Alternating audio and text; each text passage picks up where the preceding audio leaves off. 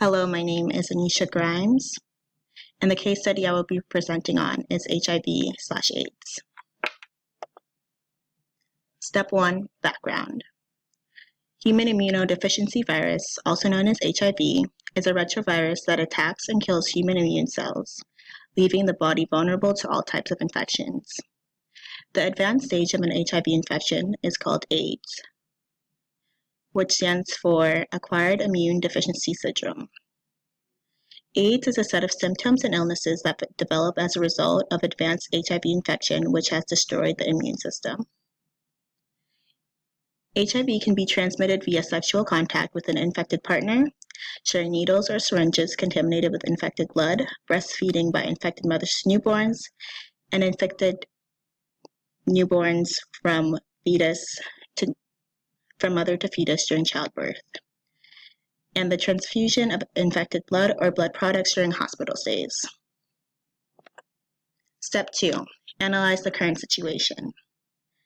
The Center for Disease Control, also known as the CDC, is the main organization gathering information on HIV and AIDS. The mission of the CDC is to protect America from health, safety, and security threats, both foreign and in the U.S. Strength. Improvement of life expectancy due to drugs. Pharmaceutical companies have developed antiretroviral therapy, also known as ART. Taking ART as prescribed can make the viral load very low and in some cases undetectable. People with an undetectable viral load have no risk of transmitting HIV to an HIV-negative partner through sex. ART gives people the greatest chance to live a longer, healthier life. Weakness. Antiviral medications gaining resistance and thus increasing viral load of those infected. Consequences of HIV drug resistance include treatment failure and further spread of drug-resistant HIV. Opportunity. Working towards creating a vaccine to prevent HIV. Threat. The stigma of HIV/AIDS causing those who are infected to not disclose their status. When those infected with HIV do not disclose their status to a sexual partner, it puts their partner at a greater risk of contracting HIV.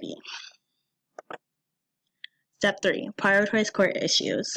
Approximately 37.9 million people across the globe are living with HIV/AIDS as of 2018.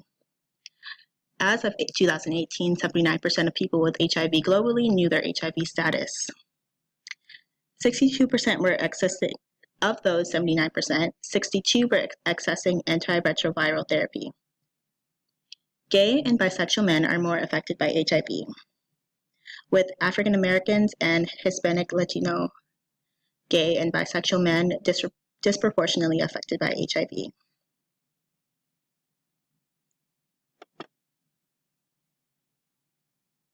Step 4.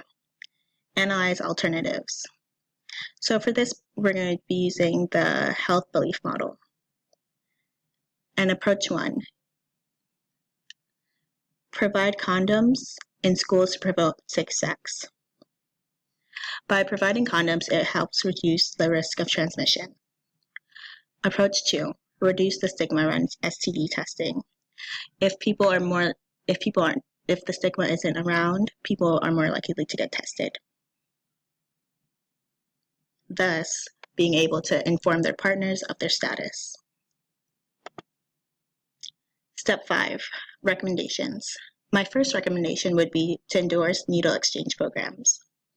This would be effective because people who inject drugs face a greater risk for contracting HIV.